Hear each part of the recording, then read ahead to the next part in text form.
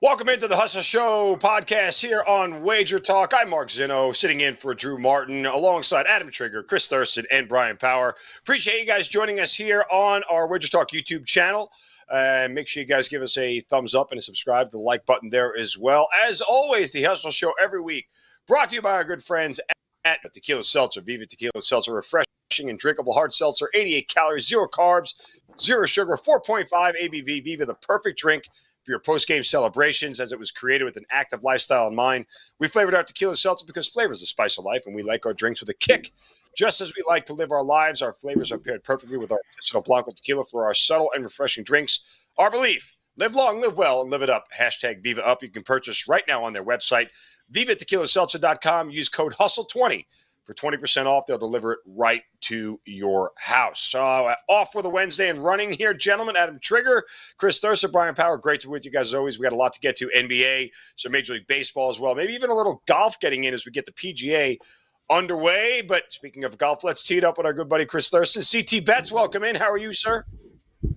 Zeno, I'm doing well. Happy Wednesday to you guys. I'm actually going to be heading out in a few minutes after this show here. My brother, the owner of Viva Tequila Seltzer, is in town. He's in Boston, and he said, CT, get your ass down to King's Seaport. We're having some Vivas tonight. We're going to watch the Celtics Heat game. So I got a full night ahead of me and some Vivas to be drank. But before we get to that, we're going to rip off some winners here tonight, Zeno. Absolutely. Brian Power. My morning compadre coffee talk guy. You guys don't know this, but every morning I sit down with my coffee and I text Brian immediately, when are we talking? And so Brian and I get our NBA games together, but it's always good to be with you, brother. Yeah, man. It's great. Off to a good start to Wednesday. Cashed 2 or 3 tickets already. The old hump day magic continues. For me, Wednesday's the day, man. I always seem to win on Wednesday. Had a play that you couldn't believe in Major League Baseball, taking the Pittsburgh Pirates on the money line. Who would do such a thing? I would. They cash 8-0. Didn't think it was going to be that easy. On the other side of that coin, had probably the squarest play imaginable on a Wednesday, taking Manchester City to win 4-0. Thank you very much. Did lose in the second tier of English football today, but we won't get into that because really, I don't think anyone here listening to the show tuned in for that. So we'll just drive right by that one. It's 2 of 3 here on a Wednesday. I got one more baseball play to go, and we got a lot more to talk about here over the next 45 minutes or so. Yeah, backing the 87-year-old Rich Hill in a start is the equivalent to waxing your genitals in the male world. So it's a risky play by you. VP. Glad to cash for you, Adam Trigger. Sporting the Viva Tequila Seltzer hat. I'm glad I wore my white Viva hat tonight as opposed to my gray one. I have the I had to rep Viva today. I threw the hat on for the show. But, Zeno, I was up till 2 a.m. last night. You know I get up at 5:30 a.m. to watch Korean baseball, so that left me very little time to sleep, running on fumes here. But the reason I was up so late, I had the best sweat of the baseball season so far, at least for me. I had A's plus 1.5. As most of you know if you're watching the show, but like at Wager Talk, we have our 5% plays, our big play. If you're new, we have a $2 handicapper every week. And every once in a while, you get to be the $2 guy. Happens a couple times a year for all the handicappers at Wager Talk. And that was me yesterday with the A's plus 1.5. So, of course, I had a ton of people that came over to Wager Talk, bought the play, grinding this out with me, and it goes to extra innings, guys. You don't want extra innings when you have a plus 1.5 home team. That's just we'll start there. Not only does it go to extra innings, it manages to go to the 12th inning without a run scored. So here I am getting through the visiting half of the inning, which is like the hard part, right? Because the guy's out there on second base, and you're like, okay, 1 base hit, and now my plus 1.5 is in serious jeopardy. And that happened 3 times. They had to go through the top half of the inning, didn't give up a run. Somehow the A's walk it off. So, Zeno, I feel great right now. Got a nice big winner last night. I got another one up for tonight, but that was a good sweat. A's coming back, tied it on a grand slam, walked it off. 10-34 team getting it done. When they were down 8-4, I was cursing you because I tailed your play. Yes, you were. You texted me and told me that. had to admit that I was texting a friend of ours, I'm going to kill Trigger with his stupid Oakland Athletic plays. And then they get through 3 innings, the worst bullpen in baseball. Got through 3 innings without allowing a guy on second to score. Go figure. So, hey, that's the sweats. That's why we do this. All right, we got a lot to get to here. I'll say this, Trig. I went to sleep because I just knew you were going to win. And I was like, I'll text him in the morning and say congratulations. So there you go. But it was. I couldn't stay up. I fully admit I passed out. I'm like, all right, it's like 1 o'clock. I got to go to sleep. I'll figure this out in the morning. So glad it all cashed for all of us. Great job on the 5% play, Adam Trigger. Make sure you guys give him a follow at Top Flight SI on Twitter as well. He's at Brian Power Wins and at CT Bets 16 on Twitter as well. All right, time for big game breakdown. Who wants to go first? Where are we going first? Anybody doing any NBA? I know CT, you got NHL, right? So let's drop the talk with the NHL. I'm heading to the ice. You want to head to the ice? Yeah, sure. So my big game breakdown is it actually goes tomorrow, and I'm going to head to the ice. It's game 1 of the Eastern Conference Finals, and that's when the red-hot Florida Panthers travel. They take on the Carolina Hurricanes. And, man, the Florida Panthers, it's been an unbelievable story, right? And these two teams, they battled 3 times this year. The Canes, they came out on top of the season series 2-1. But I want to point out, as we all kind of know, right, the Panthers are playing much better right now. They, with a lot more confidence as well. They got hot to even get into the playoffs at the end of the season. They have since taken out the Boston Bruins, and now the latest, the Toronto Maple Leafs, the 2 heavy favorites to come out of the East. They're no longer with us, thanks to Florida. Goalies, Zinno, as you guys know, they win championships in hockey, and you need a tender who gets hot. And boy, the Panthers have one who's hot, and he has the experience right now, and that's Sergei Bobrovsky. He hasn't given up more than 2 goals in 5 straight games. On the other side, for the Canes, Frederik Andersen, he's been a little shaky in his last 5 starts, and he was even pulled in one of those games. This Panthers team is so friggin' scrappy. It's literally annoying how scrappy they are. They do not go away. They're getting terrific play out of Tkachuk, Barkov, Sam Bennett, Gudas. He's been solid on the blue line. I mean, I get it. The Canes, they're a tough out at home. They really are. It's a tough place to play. Trig went to a playoff game there last year. He knows the place gets rocking. But the Panthers, man, they've been proving all the doubters, including myself. I'll admit it when I'm wrong, including myself, all playoffs long. I think Big Bob stands on his head tomorrow night, and I think the Panthers, they steal one tomorrow in game 1. I like the road dog here. Play on the Panthers tomorrow night, plus 115. Big game breakdown for CT. Oh, love it. Love it. Hot goaltender always wins in the playoffs. Adam Trigger, your big game breakdown. Yeah, so I'm going to do something different today, Zinno. I'm not a golf handicapper. I never handicap golf. I'm actually awful at golf. If you came to the meet and greet last year, the Wager Talk meet and greet, you would know how bad I am at golf. That being said, I will get into one every once in a while. I can hit the ball a little bit, but it never goes straight. So anyway, but I decided today, listen, the PGA Championship is at Oak Hill Country Club, Pittsford, New York, about 90 minutes from where I live. I'm actually going to go down this weekend at one point. So I said, you know what? Do you know? What'd you say? I think Saturday. Which day? Have you ever actually been to a live golf tournament? I have not. I believe Saturday. Okay. We're going to go Saturday. So let's give you the first one. Do me one favor, and for anybody else watching and listening out there, if you've never been to a live golf tournament, go to a tournament. The best, you do one of 2 things. Either you pick a hole and you sit there, or you tail a couple of golfers, right? Like look at when they're going and figure out which golfers you like and who you want to tail, and you walk with them, or you just stay in like a 3 or 4 hole radius where you bounce around and watch everybody come through, preferably close to a beer cart. But I'll say this much: just do this for yourself for your own edification. I did the PGA Championship in 2019 at Bethpage Black, which was down the block from my hometown in Long Island. Mm-hmm. And you walk that course. The very next day, do yourself a favor, plop your ass on the couch and watch as much of the round as you can.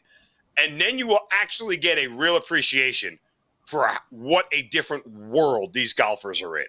Because when you walk a par 5 that's 650 yards and you see these guys get a chance to get there in like 2, and you see the shots at, you're like, oh my God, that's insanity. How does somebody hit a golf ball like that if they're not in orbit?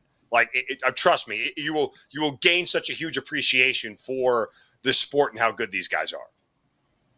No, I'm looking forward to it. It's it's quite a buzz around here. I know a lot of people are excited about it. It's believe it's like every 10 years they get it out here. So this is going to be the fourth year or the fourth tournament. The fourth time the PGA tournament has been at Oak Hill, which is outside of Rochester. I think it was 2003, 2013, and now again are the most recent ones this year. But the point is this. So I don't handicap golf, but I do live out here, and I can give you some insight on the weather. And I've taken this, sort of local knowledge of the weather and had a 20-minute conversation with Kelly in Vegas about this afternoon. And we've come up with a little strategy here for the first round, which goes tomorrow. So when I woke up this morning, let my dogs out to go to the bathroom, walked outside with them for a second, I was like, wow, it is really fucking cold out right now. It was really cold, like freezing temperature. It was like probably about 30 degrees. And, I went outside probably 4 more times throughout the day. I would say it was like uncomfortably cold, probably until about 1:30, probably 1 in the afternoon. So what I did was I went and looked at the tee times for tomorrow and looked at everyone that's going to tee off about 1:30 Eastern or later. The reason for that is Rochester gets about the same weather as us. It was actually a couple of degrees colder. And the weather today looks exactly like the weather tomorrow. It's like almost going to be exactly the same in terms of going to be in the 30s most of the morning. And it's not going to warm up until like 1:30, 2 o'clock. So I said, all right, let me go for first round leader here, Zinno. So a bunch of big prices, right? Like this is kind of like a fun bet, trying to pick who's going to lead after the first round, usually get a price. And I took any sort of sharp money I could figure out based on all my friends in the industry, some of which who bet golf. And I picked a couple. So here's what I got. First round leader, PGA Championship. These are people that are teeing off after 1:30 p.m. when it's going to get much, much nicer out than it is, up until that point, that are backed by a little bit of sharp money. So I got to give. So Kelly in Vegas gets the first one. It's Max Homa. She tweeted it out. This is like her play. So, I gotta make sure I give that out on the show. She tweeted out Homa 50-1, first round leader. He tees off after 1:30 p.m. So we'll make that her best bet for the show because she's not here today. The only other ones that sort of fit this sort of criteria I put together are going to be Xander Schauffele, 30-1. Patrick Cantlay, 30-1, but like I'll let Chris respond to this. He feels like the too sharp guy here. Like every sharp bettor I follow on Twitter likes Cantlay, so I'm almost willing to throw him out. I think I'm going to say Schauffele for me, and then shout out to my buddy Freddie Mills, who Brian and I do spaces with, and I do spaces with for KBO. I wouldn't even know who this guy was, but he tweets about him a lot. So I said, you know what? Freddie knows what he's talking about. He tweets about this guy. It's Mito Pereira at 80-1. Mito Pereira. So I'm going to go with Schauffele and Pereira. That's 30-1 and 80-1. First round leader. Both tee off late in the day. Both have some sharp money backing it. But one more thing. We might have to add Adam Scott because of a dream CT Betts had. So he tees off later in the day too. At 65-1 to lead the first round. Chris, I think your dream might have been the first round. That's what I started to get. I said, you know what? Maybe his dream is first round leader because he fits as well. And I'm just going to have some fun with it tomorrow. First round leader PGA Championship. Just for argument's sake here. Kelly's on Homa 50-1, so we'll have to tail her. And I'm going to go with Schauffele 30-1, Pereira 80-1. And then I'll let CT decide if we're going to add Adam Scott because he had a dream about Adam Scott. CT, how often do you dream about golfers? Once a month. Once a month he's got a bet dream, but it's really weird, right? So, quick little story. I do have these dreams every once in a while, and they're usually about a game. And they usually It probably only happens, I'd say, 7, 8 times a year. And it's kind of been an ongoing joke with my brother and Trig, and I only tell them. And it's been a long time since there's been one, Trig. I think it was like February was the last time I had one of these, Zeno. I can tell you what it was. About 2 NHL games, right? 2 NHL games. We parlayed them and they won. Unbelievable. Yeah, 2 NHL games. Wow. It was so weird. It's like the most random teams and games. And, the game plays out. And in my head, it's like I'm at the game.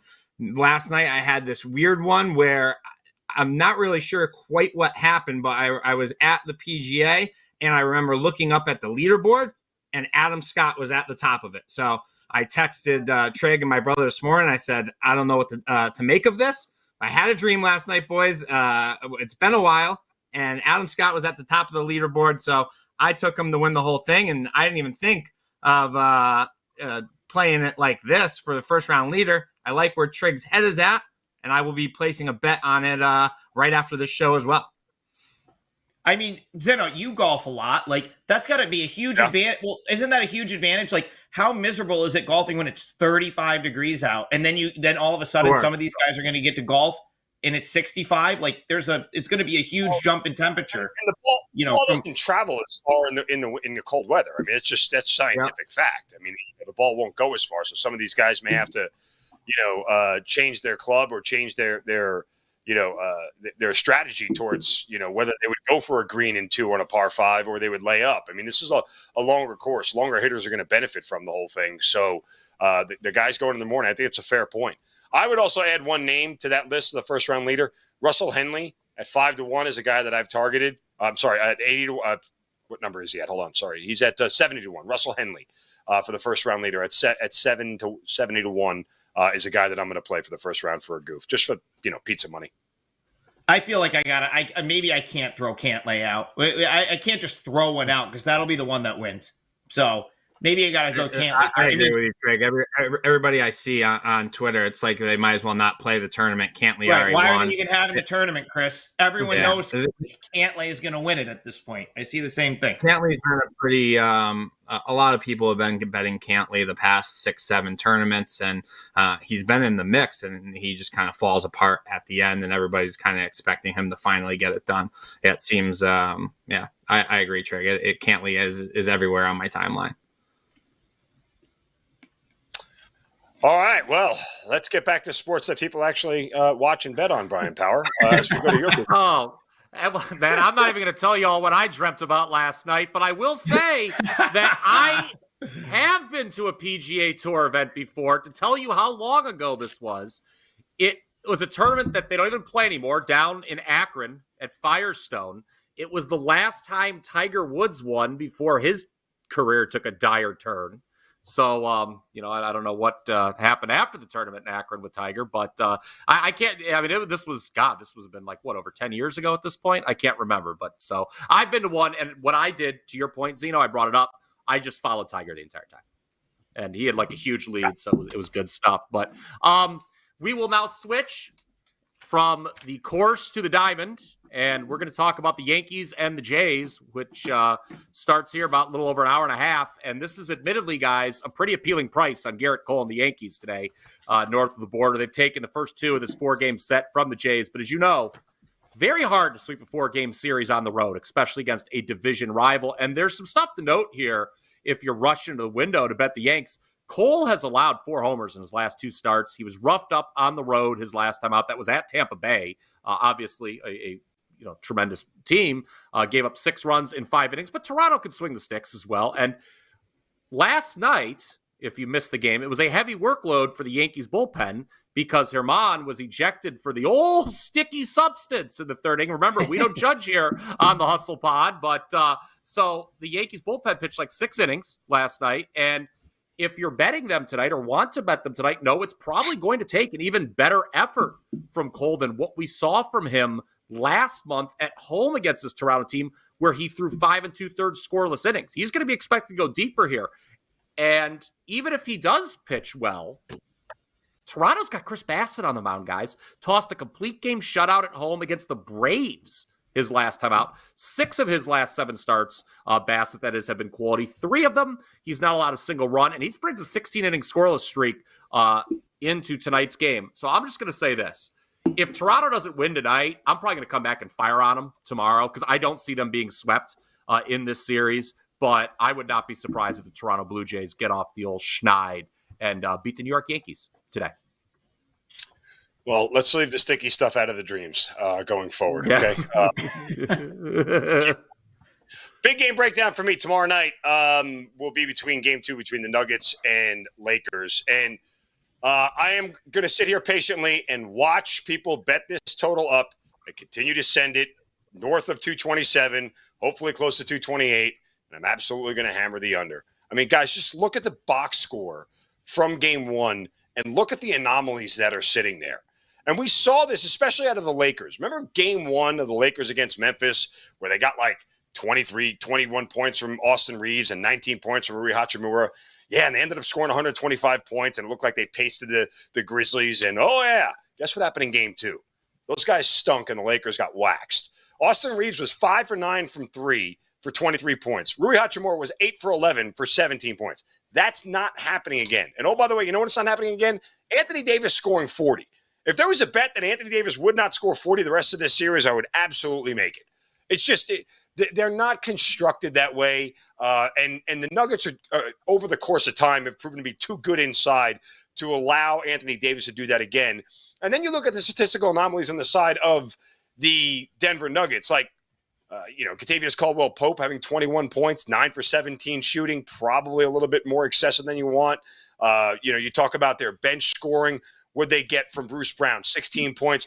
A lot of this stuff is going to return to the mean. I just don't see both these teams putting up these numbers again. And, oh, by the way, part of the reason the Lakers put up those numbers is because Denver's defense, I don't know why they played so poorly in the second half. They'll have to figure it out. But just going to watch this thing get up. Hopefully it gets to 228. We're going under in Game 2 between Denver and Los Angeles for my big game breakdown. And I'll throw this in, too. You may also want to look at the Lakers team total under in this game. I think if this game gets under, they're the one who are going to regress more, to your point, Mark, because I just don't understand what happened in that second half for Denver. Yes, I had Denver -6 yesterday. That was very frustrating to have to take the push there because they really dominated that whole game. They were the better team the whole game. And you know this, Mark, Denver defensively at home is one of the best teams in the league. They are They went into that game last night number 2 in points per game allowed at home. Only Cleveland was better. So just a stunning offensive performance from the LA Lakers. So if you do like tomorrow's game to go under, and there's been some buyback, by the way. I just was looking at the odds screen that most places have it down at 226.5 again. But I don't think the Lakers are coming close to what they scored last night. Just no way. No. I agree. And as we always say, CT, we've talked about a lot. Numbers matter, right? I locked in at 5.5 on what was yesterday, Tuesday. I locked in at 5.5 on Monday. I didn't wait, and I was on the right side there. Although anybody who had 6 should be ticked off at Nikola Jokic for missing that free throw. Shouldn't have happened. I saw that this morning. Yeah, it's tough.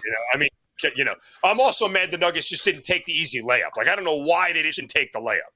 Like, there was no reason for them to pull up and stop. Just go put the ball in the basket. And the Lakers just hung around in that game, too. You would kind of expect them to quit, like typical LeBron and Laker fashion. And I was watching that game. Reeves just kept kind of hitting threes. They kept keeping in it.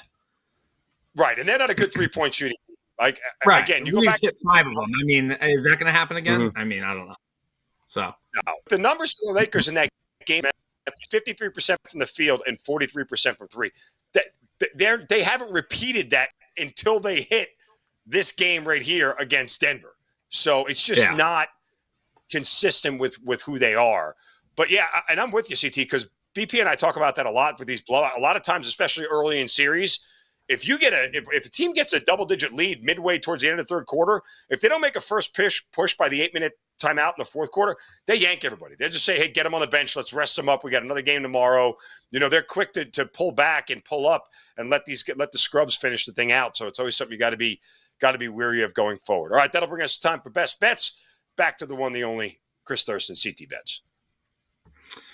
Yeah, so I'm sticking with the ice here, and my best bet is going to be for Friday night, guys. And I kind of want to just point out here because I've been on a little tough stretch here, but the last 2 weeks I've cashed my last two best bets on the hustle, and in my return to the show, and that was betting on Vegas in Game 1 versus the Oilers as dogs 2 weeks ago on the show, and then betting on the Oilers in Game 4 versus Vegas. Both were winners. My best bet on the show. I'm heading to the Game 1 of the Western Finals for my best bet this week as well.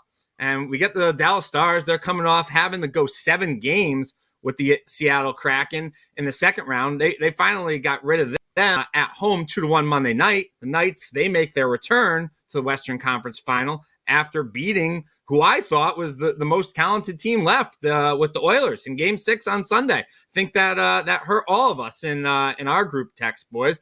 The Oilers just couldn't get a steady goaltender performance.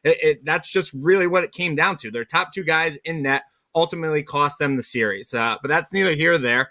And now I think the Golden Knights are the best team and most talented left so far in the playoffs. And the Stars, they gave the Knights a lot of trouble this year. They won all 3 of the regular season games, which actually it included outscoring Vegas 6-2. A combined score in both games that were actually in Vegas this year. 2 of the wins, they did come out in a shootout. I want to point that out. So I don't put too much stock into those regular season games here. I really like the way this Knights team is playing right now. You got Aiden Hill. He stepped in for Brossoit, who got hurt, and Aiden Hill has been brilliant in that. You know, he started the past 3 games posting a 2.19 goals against average, and their leader and captain Mark Stone, he's finally back. He's been hurt all year. He's got the forwards and the offense rolling on all cylinders here. Jonathan Marchessault, he had a natural hat trick on us, boys, on Sunday night. Not sure if you guys know what that means. That a natural hat trick is 3 goals in 1 period, and that's what Marchessault did to us on Sunday night here. And Zinno, I think there is a major coaching advantage in this matchup for the Knights here. Pete Dubois, he was the coach. I don't know if you guys know this, for the Knights for 3 years until the Knights let him go. And now he's got the reins as the coach of the Stars here. You guys know I'm a huge Bruins fan, right? I'm a big Bruce Cassidy guy. It doesn't even make sense how the Bruins got rid of him. They said he was too hard on the players. He's a great coach. He's a tough coach, and he's very hard on his guys, but his coaching and his ways makes his team stronger. Look what he's done with this Vegas team here. And Cassidy, although he's not on the ice, he's playing and coaching these games. And he's not playing. He's coaching these games with a chip on his shoulder, and he wants to shove it right up Boston's ass. And he's done a pretty good job of it so far. And I think he's going to do it. I think they're going to win the whole thing here. I like them for my best bet on Friday, BP. -125 at T-Mobile Arena. The Knights get it done. They take the early lead. Cassidy's always talked about how he wants to get off to a good start and get Game 1, get the first goal. They're going to do just that. I bet them in the series as well, -135, and I bet them to win the Cup, +240. The Knights are finally going to get it done. They've been there before. They fell short. Bruce Cassidy is what they need. I like the Knights, man. They're going to get it done here. Best bet for CT Friday night. Beautiful. Love it. Oh. Stick it right in his keister. Right there you go. Right up the key. Right up. Stick it where the sun don't shine, CT. Adam, Trigger, your best bet. All right, Zinno, I got to go to KBO, and I got to start by saying that this is – now, granted, the world's not ending here. I think I'm 19-21. It's my worst start to a KBO season since I've started betting this in 2020. Yeah, I mean, listen, 19-21 is two games under 500. It's still the middle of May. I fully expect to improve on that the rest of the way. But I want to see I got to see if you guys relate to this at all. I am pot committed with the Kiwoom Heroes here, meaning I have bet them the last 2 days. They've lost the last 2 days. I had this sort of, I kind of came into the week with this theory that Doosan was going to be a fade. They had a couple of injuries specifically to their pitching staff. So I knew that their pitching was going to be limited this week. And they've now won 5 straight games, including the 2 games to start this week against Kiwoom. So I had to make a decision. Was I going to just kind of get out of it, just leave it be? Or was I going to come back and lay minus 155, the biggest favorite price yet of the week, to back Kiwoom again? And the answer here is not a typical Adam Trigger move. I don't typically lay big juice. I actually hate doing it. If you look at my plays, you'll rarely see me do that. I'm typically on the underdog or opposing the favorite. But here, I have to come back with Kiwoom minus 155. That's the Kiwoom Heroes minus 155. I made it a 4% play because it's as good of a spot as you'll find all season probably to back this team. And if it doesn't win, I'm just going to have to live with that. So this will be my only play in KBO tomorrow morning. 4% play. I'm giving it out for free. Kiwoom minus 155. Basically just very, as far as the game is concerned, Woo Jin on for Kiwoom's the best pitcher in this league. As soon as his time in Korea is up, he will be in Major League Baseball. So just, the numbers are 1.58 ERA, 0.88 whip. That's all you need to know. Best pitcher in the league. Doosan has used every key bullpen guy over the past 2 days. Their bullpen is completely cooked. They are going with a starter who has fantastic numbers so far this year. Dongju Kim, 21-year-old. He looks really good, but 1.44 ERA, 1.15 whip is outstanding, but Kiwoom's going to get to see him for the second time, and he hasn't really been, once teams see him, I think he's going to start to get knocked around. The only other team to see him twice so far this year was Hanwha. They had him out of the game in the fourth inning, and Hanwha won that game in a blowout. So I'm just putting it on the line right here, guys. Kiwoom Heroes minus 155. This price might be gone. It might be minus 165, minus 170. Trig says lay any price out there. Kiwoom is winning in the morning. This is one of those, Mark, your numbers matter. I don't think, I would play this up to minus 190. And it's just one of those scenarios where I got to take a stand here. Doosan's not winning another game. Not with their pitching in the way it is. They're not going to get timely hit after timely hit. Kiwoom's not going to strand every single runner in every inning like the last 2 days. So I'm hoping this is the spark for me to get my KBO season going in the right direction. It is a best bet client play. Kiwoom Heroes minus 155, 4%er, 5:30 a.m. tomorrow morning. Your boy needs it. He needs it. He needs a KBO win, and I hope this is it. I'm pulling for you, Trig. I'm not staying up to watch it. I'm not getting up early to watch it. I know I'll get a text from you at some point in time. Hopefully it's one that's not a rage text. It's one that actually celebrates your win. But I love the passion. I love the fact that you are so willing On the other to hand, bang your head against the wall. But Major League Baseball is the complete opposite right now. I mean, I had, I swept yesterday. I've been hitting all the MLB plays, and KBO, just my guy. I'll get a guy on third, and he'll fall over instead of scoring. It's just it's things conspire against me to not win these bets. It's something else. All right, Brian Power at Brian Power wins. I hope you have the same conviction on your best bet. Yeah, I just love when someone's pot committed. I'll tell you that right now. We are not going back to the United States here with this best bet because, well, you've heard of the 5-tool player. This is a 5-sport podcast here on a Wednesday. We've broken down hockey. We've broken down basketball. We've broken down baseball. A little PGA golf. Somebody's got to bring soccer to the program. And by God, we are going to hit the Europa League tomorrow. I can't wait to have a nice roundtable discussion with you three after this. Sevilla Juventus. This is Europe's second biggest competition for those who are unfamiliar. These teams are tied 1-1 on aggregate after the first leg. So somebody's got to win. If it's tied after 90 minutes plus stoppage time, we go into added time to determine a winner. But I'm taking the both teams to score prop here. I cashed it in the first leg. Now, boy, did we cut it close because Juventus scored in the 9th minute of stoppage time in that first leg. I know Sevilla fans thought the whistle was a little late there. American sports fans, I just sometimes think how they would react to the concept of stoppage time in sports and how they just lose their mind and think it was fixed. But, hey, we'll take the win. Both teams scored, and I think it's going to be a lot quicker that both teams get on the score sheet here on Thursday afternoon, guys, 3 p.m. Eastern. Sevilla, they're a bottom 6 defensive side in Spain by both actual and expected goals allowed.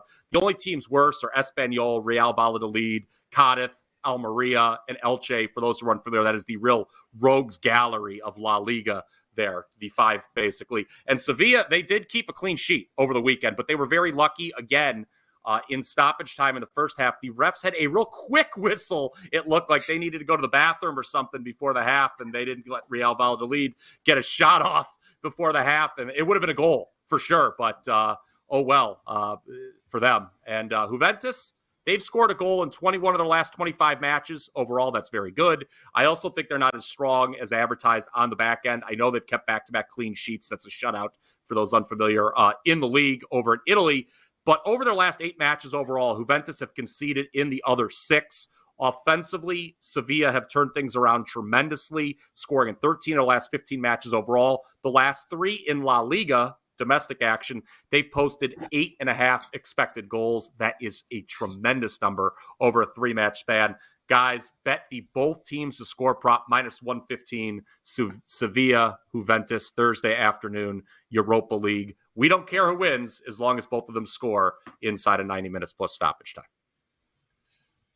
All right. Well, keeping with the bet theory, we've gone from dreams, sticky stuff to clean sheets. All right. Way to go, fellas. We're hitting all of the here on the Hustle Show today. I will actually give people a normal sport. I guess I'm just the square one of the bunch here today for my best bet. We're going to go to game 1 of the Eastern Conference Finals between Miami and Boston tonight.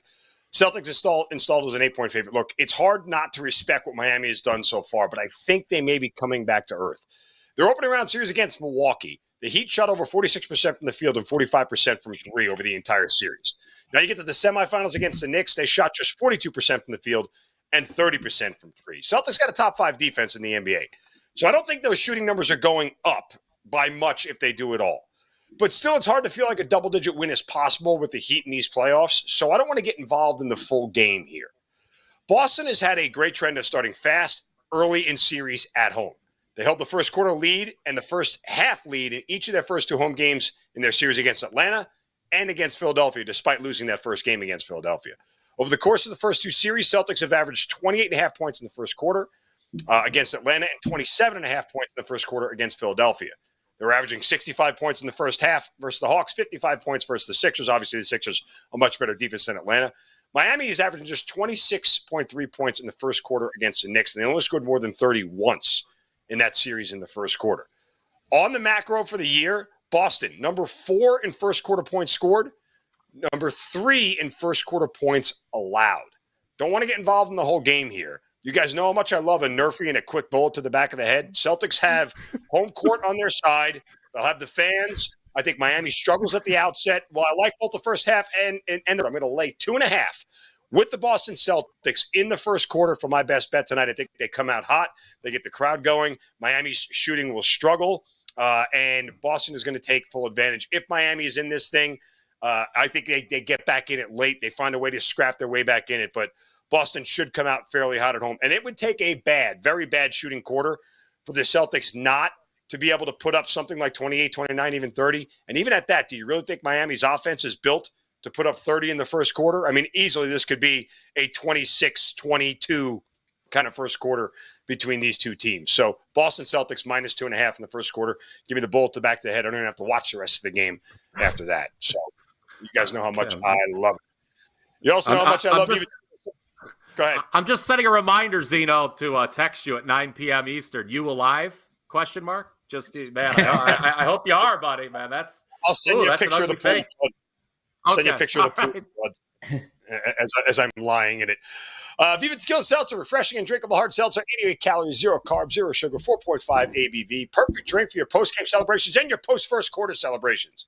As it was created with the active lifestyle in mind, we flavored our tequila because flavor is the spice of life, and we like our drinks with a kick. Just as we like our lives, our flavors pair perfectly with our artisanal Blanco tequila for our subtle and refreshing drinks. Our belief is to live long, live well, and live it up. Hashtag Viva Up. You can purchase it on their website, vivatequilaseltzer.com. That's vivatequilaseltzer.com.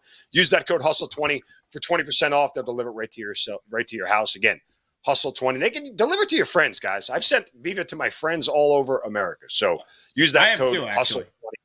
Viva Tequila Seltzer.com. Final thoughts as we get out of here, boys. I know CT's got a big night of Viva ahead of him, but any final heartaches, neurosis, queries, or theories from the group? I think it's gonna. I like where your head's at, Zinno, for that first quarter bet. A lot of people up here, you guys know I'm in Boston, right? And Boston radio, it sounds like everybody is like Celtics in 5, Celtics in 5. I don't know, man. I remember last year, man, when Butler gets hot, I mean, the Heat had them on their heels last year. As it came down to Game 7, this Miami team, they struggled to score all year long, and all of a sudden they're turning it up here. I don't think it's going to be as easy as everybody thinks in the series. I think this thing goes 6 or 7. I think the Celtics will get it done. It's going to be a grind, BP. I didn't know what you thought on the series, BP. No. So here's the thing with playing the first quarter rather than the full game. The Heat have only lost 16 times all year by 9 or more points. So, I think it's going to be close. I mean, the Heat are such a confounding team for me. I mean, I was texting Mark in the first round. I just did not understand how they were doing what they did to Milwaukee. But right. The bottom line is those regular season stats just don't matter with the Miami Heat. I mean, this was the only team of the 20, including the play-in teams, that had a negative net efficiency, a negative point differential in the regular season. And very clearly that does not matter with this team because they are in the Eastern Conference Finals. So, yeah, it's going to be a tougher series than anticipated.